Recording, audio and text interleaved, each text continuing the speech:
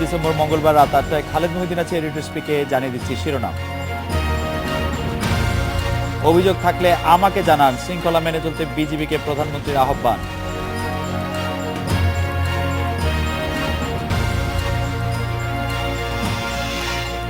নারায়ণগঞ্জে বিশৃঙ্খলা হলে গুলি করবে পুলিশ, মধ্যরাতে শেষ হচ্ছে নির্বাচনের প্রচার।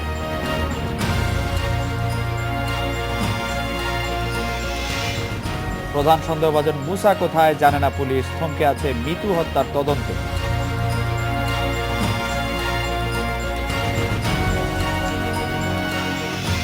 বাহিনীর মর্যাদা যেন আর কলঙ্কিত না হয়, সেজন্য শৃঙ্খলা, সততা আর পেশাদারিত্বের সঙ্গে দায়িত্ব পালনে বিজিবির প্রতি আহ্বান জানিয়েছেন প্রধানমন্ত্রী শেখ হাসিনা।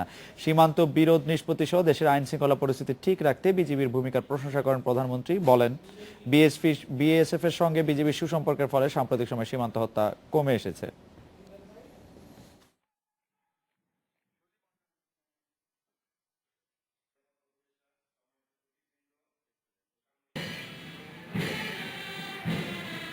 বিজিবি দিবসে প্যারেড পরিদর্শন ও সালাম গ্রহণ করেন প্রধানমন্ত্রী শেখ হাসিনা।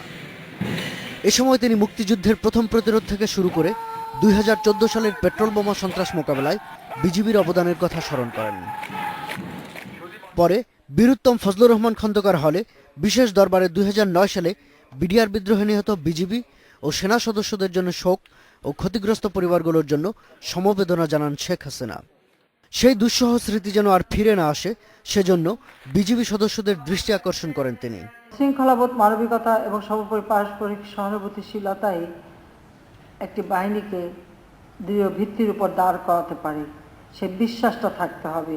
নতুন আইন করে আমরা নতুন নামও দিয়েছি, যেন ওই কলঙ্কিত নাম আর না থাকে।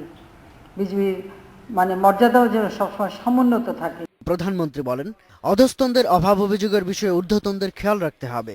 বিজিবি আধুনিকায়নে বর্ডার গার্ড আইন ২০১০ সহ সরকারের বিভিন্ন উদ্যোগের প্রসঙ্গ টেনে প্রধানমন্ত্রী বলেন, দাবি দেওয়া থাকলে সরকারকে জানাতে হবে।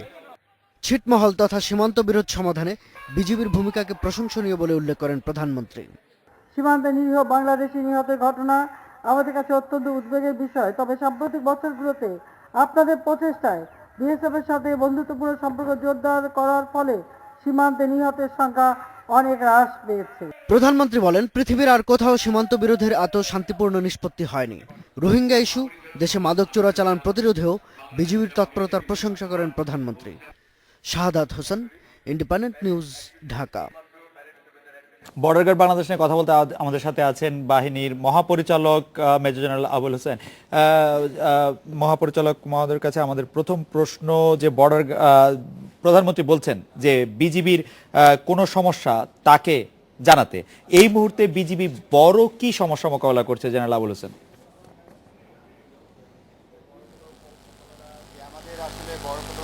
সমস্যা আমাদের নেই, তবে আপনারা জানেন যে বর্তমান যে মডার্ন বর্ডার ম্যানেজমেন্ট, সেই জিনিসটা বড় আলোচিত হচ্ছে এবং বিশ্বের উন্নত দেশগুলো বর্ডারটাকে সুন্দরভাবে ম্যানেজ করতে পারে। সেখানে আমাদের রাস্তার প্রয়োজন আছে, রিং রোড আছে, সেটা আমরা আমাদের সরকার প্রধান এটা খুবই কনসিডার করছেন। আমরা সেই বিষয়ে এটা কর্মপন্থা আমরা হাতে নিয়েছি। তারপরেও কিছু সার্ভিলেন্স ইকুইপমেন্ট লাগে মডার্ন বর্ডার ম্যানেজমেন্টের জন্য, সেই ইকুইপমেন্ট গুলো আমরা ক্রিটিক্যাল জায়গাগুলোতে বসাবো পর্যায়ক্রমে। এই কিছু আমাদের এই প্রয়োজন আছে, সেই প্রয়োজনগুলো কিন্তু আমরা ধাপে ধাপে করছি। জেনারেল হোসেন, আমরা দেখতে পাচ্ছি যে মাননীয় প্রধানমন্ত্রী আজ আপনাদের দরবারে আপনাদের কথা বলার সময় সবসময় বলছেন যে বাহিনীর মধ্যে যদি কোনো অসন্তোষ থাকে তাহলে সেটা যেন সরকারকে জানানো হয় এবং সেই ব্যাপারে যাতে খেয়াল রাখা হয়। এই বিষয়ে বর্তমানে আপনাদের অবস্থান আমাদের একটু বলবেন কি? জি, আপনারা জানেন যে কোনো শৃঙ্খলিত বাহিনীতে যে কোনো সমস্যা আমরা দরবার নিয়ে থাকি, এই দরবারের সমস্যাগুলো উপস্থাপন হয়, সেগুলো আমরা নিম্ন পর্যায়ে অথবা উচ্চ পর্যায়ে যেখানে সমাধান করা সেই পর্যন্ত আমরা যদি সমাধান করতে না পারি, অবশ্যই সেটা সরকার প্রধানকে জানানো উচিত। এবং সেই সরকার প্রধান আমাদের অতীত দিনে অনেক সমস্যা আমাদের ছিল, সেই সমস্যাগুলো সমাধান করেছেন।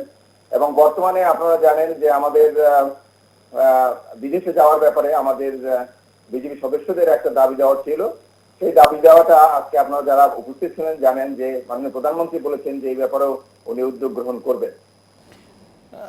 জেনারেল আবুল হোসেন, রোহিঙ্গা সমস্যা নিয়ে আন্তর্জাতিক সম্প্রদায় নানা ধরনের কথা বলছে, তারা বিষয়টি মানবিকভাবে বিবেচনা করার কথা বলছে। যেহেতু রোহিঙ্গাদের যাতে বাংলাদেশে ঢুকতে না পারে অবৈধভাবে, সেই বিষয়টি দেখার দায়িত্ব আপনাদের। আপনারা বিষয়টি মানবিকভাবে কিভাবে ডিল করছেন বা বিবেচনা করছেন? রোহিঙ্গাদের ঢুকতে দেওয়া বা তাদের সাথে মানবিক আচরণটি করার ব্যাপারে আপনার বাহিনীর প্রতি আপনার নির্দেশনা কি আসলে?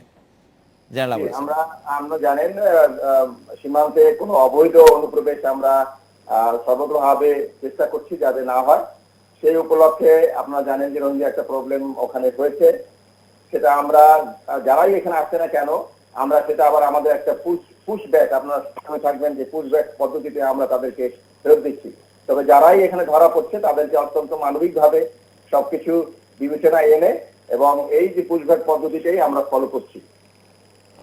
জেনারেল আবুল হোসেন, আপনি জানেন যে প্রধানমন্ত্রী বিএসএফ এর সাথে সম্পর্ক উন্নয়নের মাধ্যমে সীমান্তে যে হত্যা বা হতাহতের ঘটনা কমিয়ে আসা সম্ভব হয়েছে, সেজন্য আপনাদেরকে বাহবা দিয়েছেন। কিন্তু অনেক ডাটাতেই আমরা দেখতে পাচ্ছি যে বিএসএফ এর হাতে বাংলাদেশের হত্যা এখনো উদ্বেগজনক অবস্থায়। এই ব্যাপারে আপনারা কি ব্যবস্থা এই মুহূর্তে চালু রেখেছেন, কি করছেন এটি যাতে কমিয়ে বা শূন্যতে নিয়ে আসা যায়? যে আপনারা সবাই জানেন যে আমাদের একটা ইন্ডিয়ার সাথে অর্থাৎ বিএসএফ এর সাথে আমাদের দুটো ডকুমেন্ট আছে। একটা ডকুমেন্ট হয়েছে যা সরকার প্রদান করেছেন 1974 সনে, বা আপনারা জানেন যে ল্যান্ড বাউন্ডারি এগ্রিমেন্ট, আর 14/2011 হয়েছে যে আপনার প্রোটোকল সাইন হয়েছে। সেখানে আসলে সীমান্তের সমস্ত সমস্যার সমাধানের কিন্তু পন্থা বাতিল দেওয়া আছে। যে কোনো সমস্যা ওখানে হলে আমাদের নিম্ন পর্যায়ে যারা আছেন তারা বৈঠক করেন দুই দেশের সাথে। বৈঠকের মাধ্যমে সেই সমাধান না হলে পর্যায়ক্রমে তার উপরস্থ কর্মকর্তার মাধ্যমে বৈঠক হয়। সেটা না হলে ডিজি লেভেলে হয়, ডিজি না হলে সেক্রেটারি লেভেলে হয়, সেক্রেটারি লেভেলে না হলে মিনিস্টার লেভেলে হন, মিনিস্টার লেভেলে সরকার প্রধান লেভেলে হন। তো আমাদের সীমান্তকে এখন নির্দিষ্ট করা হয়েছে, কাজে আমাদের সমস্যা তেমন নেই। তবে হ্যাঁ, অনুপ্রবেশ ঘটছে, আমাদের দেশে ওদেশে চলে যাচ্ছে। বিশেষ করে আপনারা জানেন বড় এলাকায় সব লোকই যে একেবারে ভালো সেটা আমি স্বীকার করি না। কিছু লোক আছে অবৈধভাবে ঢোকার চেষ্টা করে। তবে বিএসএফ এর ডিজির সাথে রিসেন্টলি সেক্রেটারি লেভেলের একটা মিটিং হয়েছিল, সেখানে আমরা গিয়েছিলাম। সেখানে আমি বিএসএফ এর সাথে কথা বলেছি। উনি আমাকে বলেছেন যে তুমি নিশ্চিত থাকো যে আমরা যদি আক্রান্ত না হই, সেলফ ডিফেন্স বা রাইট টু প্রাইভেট লাইফ এর যে একটা কথা আছে, সেই ক্ষেত্রেই শুধু তারা আক্রান্ত হলে আমাদের উপরে তারা বুলেট ব্যবহার করে, না হলে তারা রাবার বুলেট ব্যবহার করে, এই কথা শুনে আমাকে বলে। জেনারেল আবুল, আরেকটি বিষয় যে আপনাদেরকে সবসময় নিয়মিত আইন শৃঙ্খলা বাহিনীর সহায়তায় নিয়োজিত করা হয় বা আপনারা নিয়োজিত হন। এই যে সামনে নারায়ণগঞ্জ নির্বাচন আছে 2 দিন পরে বা 1 দিন পরে, সেখানেও বিজিবির বেশ কিছু 22 প্লাটুন আমি যদি জানি নিয়োগ করা হয়েছে। এই নিয়োগের মাধ্যমে যখন আমরা নিয়মিত আইন শৃঙ্খলা বাহিনীর সাথে করেন, সেটি কিভাবে সমন্বিত হয় বা সেইখানে বড় কোনো সমস্যা হয় কিনা? ইলেকশন যখন ভালো না হয় তখন এই বাহিনীর উপর চাপ আসে কিনা? আপনারা জানেন আইন শৃঙ্খলা বাহিনী, আমরা হোম মিনিস্ট্রির আন্ডারেই অনেকগুলো বাহিনীর শৃঙ্খলা বাহিনী আছে। প্রথমে তাদেরকে নিয়োগ করা হয়, পুলিশ আছে ওখানে, র্যাব আছে ওখানে, বিজিবিও আছে। হোম মিনিস্ট্রির আসলে নির্দেশ অনুসারে আমরা ওখানে আমাদের জনবল নিয়োগ করে থাকি এবং আমাদের একটা ম্যান্ডেট আছে। সেই ম্যান্ডেট অনুসারেই কিন্তু আমরা কার্যক্রম পরিচালনা করি। সেই ম্যান্ডেটের বাইরে যাওয়ার আমাদের কোনো সুযোগ নাই। সামনে নারায়ণগঞ্জ নির্বাচন আছে, সেই নারায়ণগঞ্জ নির্বাচন প্রসঙ্গে জানতে চাইছিলাম যে নারায়ণগঞ্জ নির্বাচনের জন্য যে বিজিবি মোতায়েন করা হয়েছে, সেই বিজিবির প্রতি কোনো বিশেষ নির্দেশনা, আপনার বাহিনীর প্রতি কোনো বিশেষ নির্দেশনা আপনার তরফ থেকে থাকছে কিনা? এরকম কোনো বিশেষ নির্দেশনা নেই। এটা হোম মিনিস্ট্রি থেকে আমাদেরকে নির্দেশ দেওয়া হয় ওখানে ডিপ্লয় করার জন্য। আর আমাদের যে ম্যান্ডেট আছে ইলেকশন করার সময়, আপনারা জানেন যে আমরা ওখানে ডিপ্লয় হই, পেট্রোল করি এবং আমরা রিজার্ভও রাখি এবং আমাদের সাথে ম্যাজিস্ট্রেট থাকেন। পরিস্থিতির কোনো উদ্ভব হলে সেখানে ম্যাজিস্ট্রেটের যে নির্দেশ আছেন সেই নির্দেশ অনুসারে কিন্তু আমরা কাজ করে থাকি। মেজর জেনারেল আবুল হোসেন, আপনাকে অনেক ধন্যবাদ। বিজিবির মহাপরিচালক আপনারা শুনছিলেন, বিরতি নিচ্ছি, ফিরছি একটু পরে।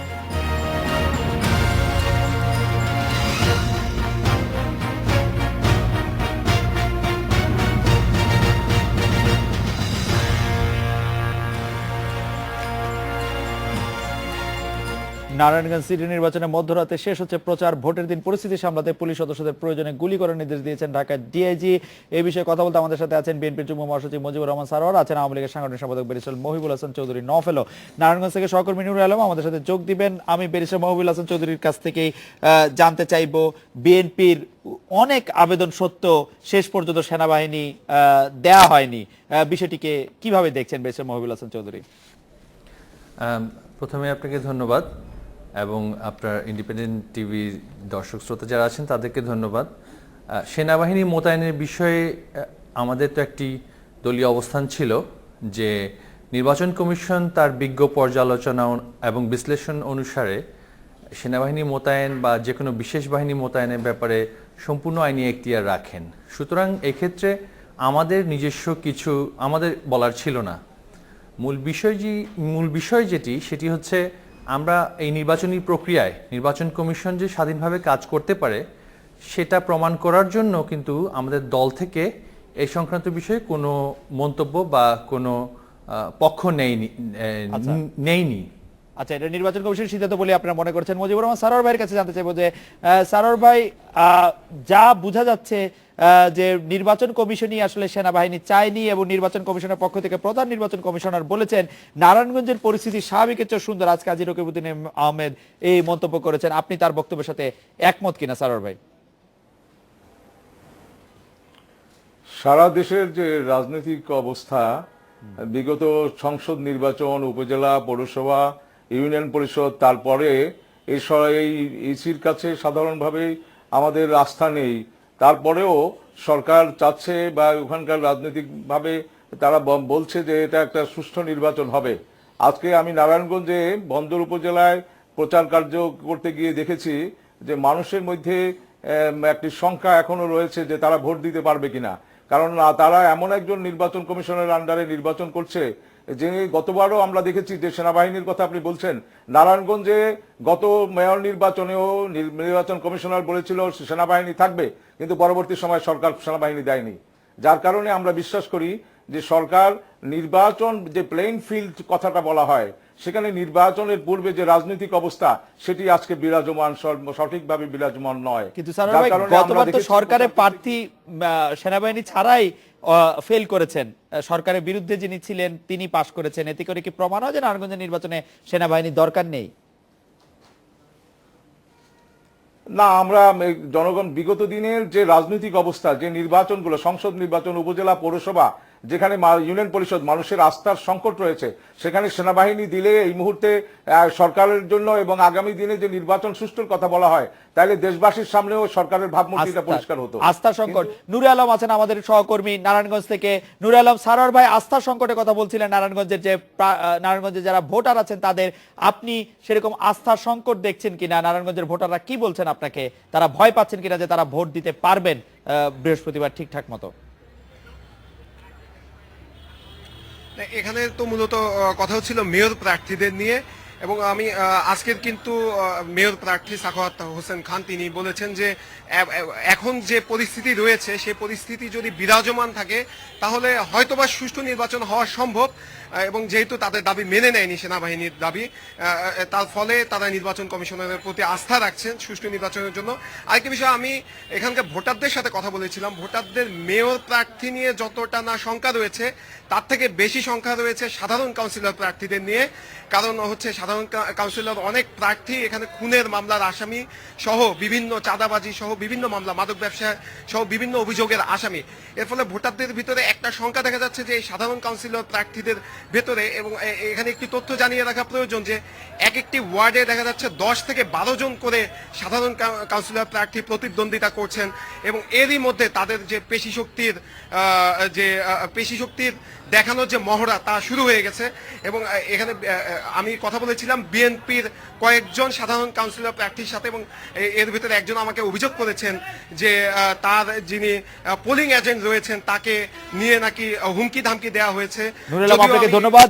আপনি হুমকি ধামকির কথা বলছেন, যেটি নিশ্চয়ই ব্যারিস্টার মহবুল হাসান চৌধুরী শুনেছেন।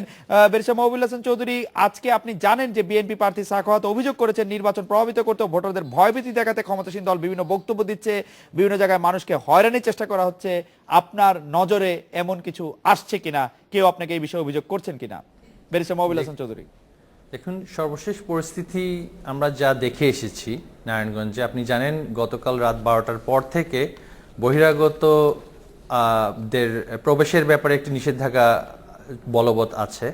আমরা যে পরিস্থিতি নারায়ণগঞ্জে দেখে এসেছি, আমরা এই ধরনের কোনো হুমকি বা কোনো ধরনের সন্ত্রাসী কার্যকলাপে কোনো চিহ্নই দেখিনি।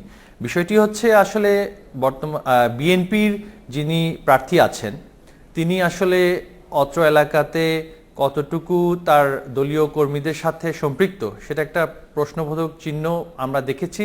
যে যারা সাধারণ ভোটাররা আছেন তাদের মধ্যে একটা অনিশ্চয়তা আছে বিএনপি প্রার্থী সম্পর্কে, যে শেষ পর্যন্ত বিএনপি নির্বাচনে থাকবে কিনা এ ব্যাপারেও অনেকজন বেশ মন্তব্য করেছেন। কারণ বিগত নির্বাচনে আমরা দেখেছি যে বিএনপি প্রার্থী মাঝপথ থেকে নির্বাচন বর্জন করেন।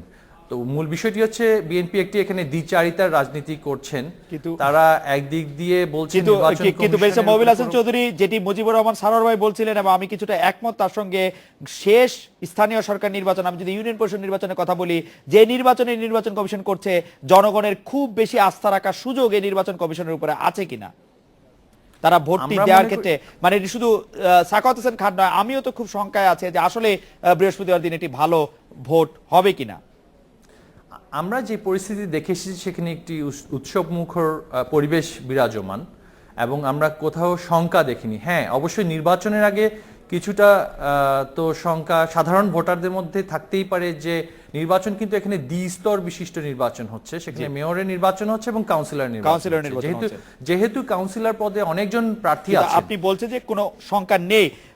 ব্যারিস্টার নওফেল, আপনি আমাদের সঙ্গে থাকেন, আমি মুজিবুর রহমান সারোয়ার ভাইয়ের কাছে একটু জানতে চাইবো যে নির্বাচনে ভোট কেন্দ্র দখল ও ব্যালট বাক্স ছিনতাই বা জনগণের জানমালের নিরাপত্তায় পুলিশের ঢাকা রেঞ্জের ডিআইজি বলেছেন যে মাহফুজুল হক নুরুজ্জামান যিনি আছেন তিনি বলেছেন ভোট কেন্দ্রে বিশৃঙ্খলা সৃষ্টি হলেই গুলি চালানোর নির্দেশ দেওয়া হয়েছে পুলিশকে এবং পুলিশ গুলি চালাবে। এই বিষয়টি আপনাদেরকে একটু আস্থা দিচ্ছে কিনা জনাব মুজিবুর রহমান সারোয়ার? বিগত দিনগুলোর যে অবস্থা ছিল তাতে আমাদের আস্থা নেই। তারপরেও আমি বিশ্বাস করি যে সরকার চাইলে এই ধরনের একটি সুষ্ঠু নির্বাচন ব্যবস্থা করতে পারে, কিন্তু আমার মনে হয় সরকারের সদিচ্ছা আছে বলে আমার মনে হয় না। কারণ বিগত সময়গুলোতে চিটাগাংয়েও বিএনপির সময়ে তারা মেয়র নির্বাচনে সেনাবাহিনী দেওয়া হয়েছিল। আজকে বিরোধী দলের দাবির মুখে জনগণের আস্থার জন্য তারা সেনাবাহিনী দিলে জনগণের আরো আস্থার সংকট আজকে দূর হতো। এবং আমি বিশ্বাস করি আজকে যে স্থানীয় সরকার নির্বাচন উৎসব মুখর, সেটা আমার কাছে মনে হয় না। মানুষকে জোর করে হাসানো হচ্ছে, মানুষ হাসছে না, উৎসব নেই, উৎসব করানো দেখানো হচ্ছে। আমার কাছে এটা মনে হচ্ছে যে মানুষ স্থবির, মানুষ ভাবছে যে আসলে যেতে পারবো কিনা, মানুষ ভাবছে ভোট দিতে পারবো কিনা। কিন্তু সারোয়ার ভাই, একটা বিষয় তো থাকে হচ্ছে মোটিভ। আজ যদি মানে নারায়ণগঞ্জ নির্বাচনে যদি সরকারের সমর্থিত প্রার্থী, সরকারের মনোনীত প্রার্থী, সারোয়ার ভাই, নারায়ণগঞ্জ নির্বাচনে যদি সরকারের মনোনীত প্রার্থী হেরেও যায় তাহলে তো সরকারের কোনো ক্ষতি নেই। সরকারের যে নিরঙ্কুশ সংখ্যাগরিষ্ঠতা সংসদে সেটি সেরকমই থাকবে এবং বরং আমরা সবাই সরকারকে বাহবা দিব যে এটি সুষ্ঠু নির্বাচন করেছে, হেরে গিয়ে সরকার প্রমাণ করেছে তারা হেরেছে। সেইখানে সরকার এই দুষ্টামি করে জেতার রিস্ক কেন নিতে চাইবে? সরকার যেভাবে সংসদ নির্বাচনে 154 জন বিনা ভোটে নির্বাচনের পরেও তেলা উপজেলা পৌরসভা ইউনিয়ন পরিষদে যা করেছে তাতে সরকারের উপরে মানুষের কিভাবে আস্থা থাকবে? কারণ ওগুলো তো সরকার পরিবর্তনের জন্য কোনো প্রয়োজন নেই, তারপরও সরকার একটির পর একটি ঘটনা করে যাচ্ছে। কাজেই সরকার নিজেরাই তাদের নিজেদের দলের মধ্যে যে অবস্থা তৈরি হয়েছে, নিজেদের প্রতিদ্বন্দ্বিতা করে সংবিধানের মাধ্যমে গণতন্ত্র অবরুদ্ধ করে, যেভাবে আর্টিকেল 59 কে অবজ্ঞা করে তারা জেলা পরিষদে। আপনি আমাদের সাথে থাকেন। সারোয়ার ভাইয়ের এই বক্তব্যের সাথে আমি একমত। ব্যারিস্টার নওফেল, সারোয়ার ভাই তিনি ঠিকই বলেছেন যে ইউনিয়ন পরিষদ নির্বাচনে তো সরকার পরিবর্তন হচ্ছিল না, সেইখানে কেন এরকম ভোট চুরি হয়েছে, ভোট ডাকাতি হয়েছে, নানা রকম ভাবে ভোটকে প্রভাবিত করা হয়েছে। আমরা কিভাবে এই আস্থা রাখবো যে নারায়ণগঞ্জের উপনির্বাচনও এরকমটি করা হবে না? নারায়ণগঞ্জ নির্বাচনে আমরা যতদূর দেখে এসেছি নজিরবিহীন নিরাপত্তার ব্যবস্থা নেওয়া হচ্ছে। সেখানে বিজিবি মোতায়েন করা হয়েছে, র্যাব মোতায়েন করা হয়েছে, পুলিশের বিশাল একটি টিম দেশের অন্যান্য জায়গা থেকে সেখানে অংশগ্রহণ করছে। সার্বিক পরিস্থিতি সেখানে বর্তমানে আমরা যা দেখে এসেছি, আমরা সেখানে একটি উৎসব মুখর পরিবেশ দেখে এসেছি। শুধু তাই নয়, আমরা এখানে ডিআইজি মহোদয়কে অত্যন্ত কঠোর ভাষায় কিছু মন্তব্য করতে দেখেছি, যা আমরা হয়তো বা ইউনিয়ন পরিষদ নির্বাচনে সেটা দেখিনি। আর ইউনিয়ন পরিষদ নির্বাচনে যদি কিছু দুর্বলতা থেকে থাকে তাহলে সেগুলো কাটিয়ে উঠে নির্বাচন কমিশনকে এখনই প্রমাণ দিতে হবে যে তারা নির্বাচন সিভিল অ্যাডমিনিস্ট্রেশনের মাধ্যমে করতে সক্ষম। আমরা ব্যারিস্টার চৌধুরী, এইরকম কথা শুনলে ভয় লাগে, যদি কিছু দুর্বলতা থেকে থাকে, দুর্বলতা ছিল ব্যারিস্টার চৌধুরী। আমরা একটু নূরে আলমের কাছে যেতে চাই। নূরে আলম, আপনি আমাদের একটু বলেন যে প্রত্যেকটি নির্বাচনের ঠিক আগে আগে আমরা কিছু টাকা আর ছড়াছড়ি দেখতে পাই, এবার সেরকম কিছু দেখা যাচ্ছে কিনা? নির্বাচনটি যারা অবজার্ভ করবেন সেই অবজারভাররা কবে নাগাদ আসবেন, তারা আপনাদের কিছু বলছেন কিনা, যারা ইন্ডিপেন্ডেন্ট অবজারভার আছেন তারা? নূরে আলম। হ্যাঁ, এ বিষয়ে আমি রিটার্নিং অফিসারের সাথে বিকেলেই কথা বলেছিলাম। রিটার্নিং অফিসার বলেছে যে প্রতি নির্বাচনের আগেই যে টাকা ছড়াছড়ির একটি অভিযোগ থাকে, এরকমটি এবার তার কাছে আসেনি এবং তিনি নিজেও তার যেসব মনিটরিং টিম রয়েছে সেগুলো দিয়ে কঠোরভাবে মনিটরিং করছেন যে যাতে কেউ টাকা ছড়াতে না পারে। তিনি আমাকে নিশ্চিতভাবে বলেছেন যে এবার কোনো টাকা ছড়াছড়ি হচ্ছে না। তবে এর বিপরীতে যদি আমি বিএনপির বলতে গেলে আমি সাধারণ কাউন্সিলর প্রার্থী কয়েকজনের সাথে কথা বলেছিলাম, তারা একটি অভিযোগ আমাকে একদম প্রত্যেকেই একটি অভিযোগ দিচ্ছেন যে এখানে গোপনে ভোটারদের কাছে টাকা ছড়াছড়ি হচ্ছে এবং অনেক প্রার্থী নাকি কয়েক কোটি টাকা পর্যন্ত ছড়িয়ে ফেলেছে এর মধ্যেই। এবং এই টাকার শুধুমাত্র যে এই টাকা ভোটারদের দেয়া হচ্ছে তা নয়, সরকারের যারা এখানকার একজন সংসদ সদস্যর বিরুদ্ধেও তারা একটি অভিযোগের তীর ছুঁড়েছেন যে সেই সংসদ সদস্যকে এই কয়েকজন সাধারণ কাউন্সিলর প্রার্থী মিলে টাকা দিয়ে এই বিএনপির সাধারণ কাউন্সিলর প্রার্থীদের যেসব পোলিং এজেন্ট রয়েছে তাদেরকে বিভিন্নভাবে তাকে দিয়ে হুমকি ধামকি দেওয়া হচ্ছে এবং ভোট কেন্দ্রগুলোতে যাতে প্রভাব বিস্তার করতে পারে সেজন্য নাকি অর্থ। আপনাকে ধন্যবাদ। আমরা বিরতি নিচ্ছি, বিরতির পর ফিরে এসে ব্যারিস্টার মহবিল হাসান চৌধুরী এবং ব্যারিস্টার জনাব মুজিবুর রহমান সরোয়ার আপনাদের কাছে জানতে চাইবো যে কি কি লক্ষণ দেখলে আপনারা ভোটের দিন বুঝতে পারবেন যে নির্বাচনটি সুষ্ঠু হচ্ছে বা নির্বাচনটি সুষ্ঠু হচ্ছে না। আমরা একটা বিরতি নিচ্ছি, ফিরছি আপনাদের কাছে।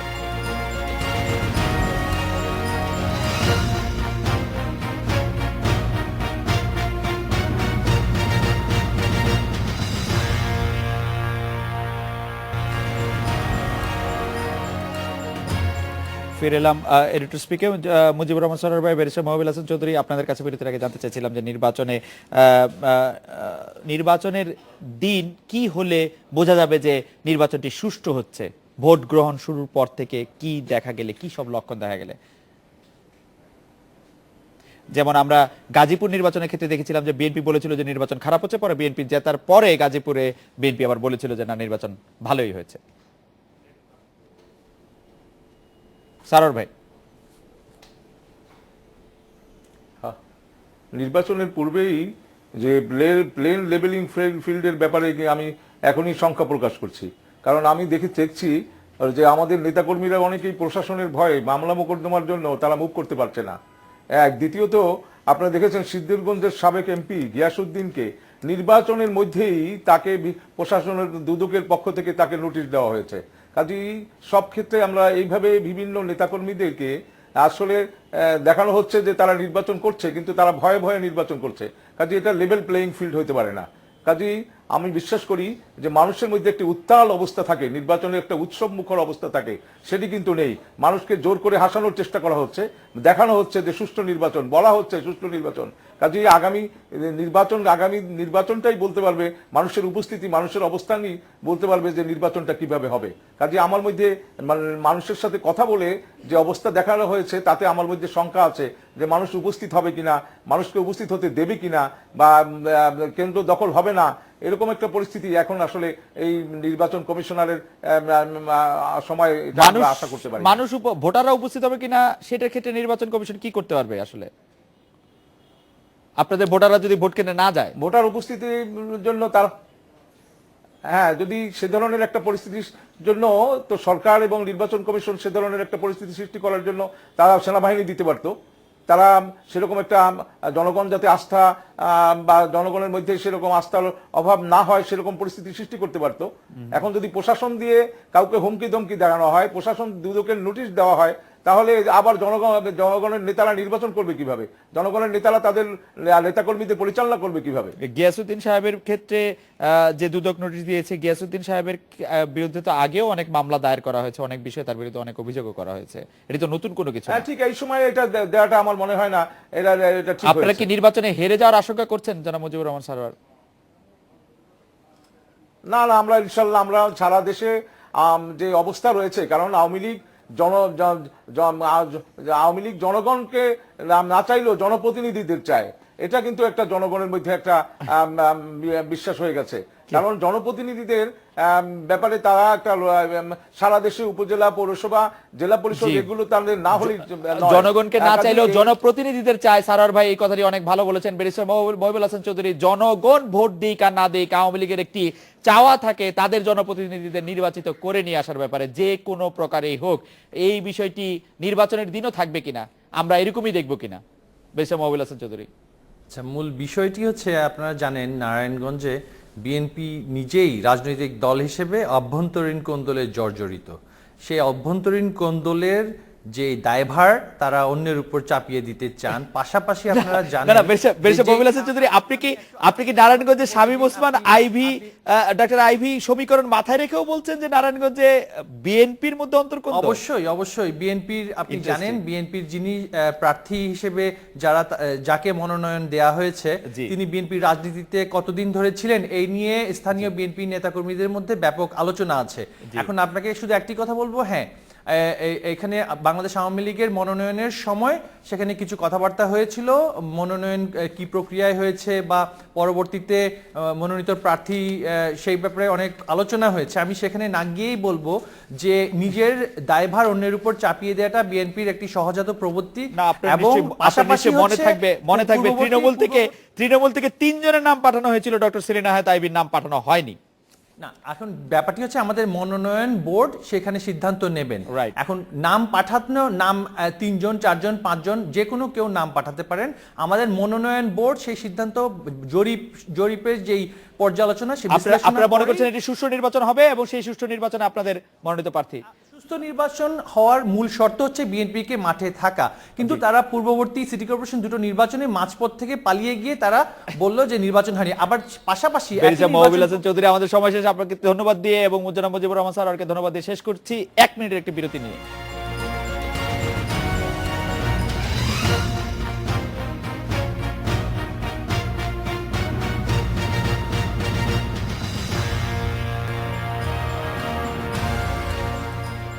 সাড়ে 6 মাসে উদ্ঘাটিত হয়নি সাবেক পুলিশ সুপার বাবুল আক্তারের স্ত্রী মিতুর হত্যা রহস্য। সম্প্রতি জিজ্ঞাসাবাদের জন্য বাবুল আক্তারকে চট্টগ্রামে ডাকা হয়। জিজ্ঞাসাবাদে গুরুত্বপূর্ণ কিছু তথ্য পাওয়ার কথা বলছে পুলিশ, কিন্তু প্রধান সন্দেহভাজন মুসা আটক না হয় এখনো নিশ্চিত নয় কবে জমা হবে মামলার অভিযোগপত্র।